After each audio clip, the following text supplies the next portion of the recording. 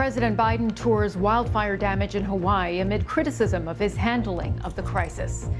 Ecuador's presidential campaign heads for an October runoff. And preparations are underway for a meeting of Brics nations in South Africa. Saudi border guards have been accused of the killing of hundreds of mainly Ethiopian migrants who are attempting to cross the border from Yemen in search of work. That's according to a new Human Rights Watch report. A Saudi official has dismissed the findings, saying the report isn't reliable. China's central bank has cut one of its key interest rates for the second time in 3 months as the world's second largest economy struggles to bounce back from the pandemic. The People's Bank of China lowered its one-year loan prime rate to 3.45%. The country's post-COVID recovery has been hit by a property crisis, falling exports, and weak consumer spending. An anti-corruption candidate has swept to a shock win in Guatemala's presidential election.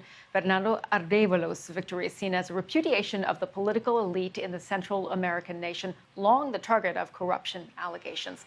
Mr. Arévalo campaigned on an anti-corruption platform and has pledged to defend the rule of law against elitist interests.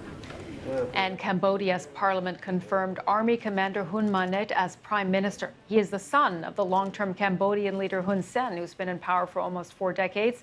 His father stepped down after a landslide election victory in July. Spain have been celebrating their first ever. Yeah, it's important. Spain have been celebrating their first ever World Women's Cup win in front of thousands of fans back home in the capital, Madrid. Look at these pictures, they are amazing.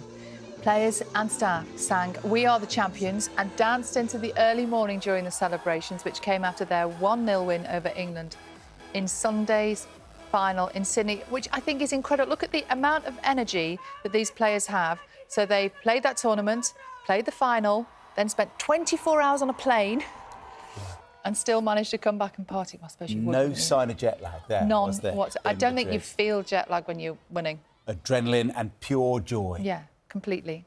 What might have been, eh? Yes.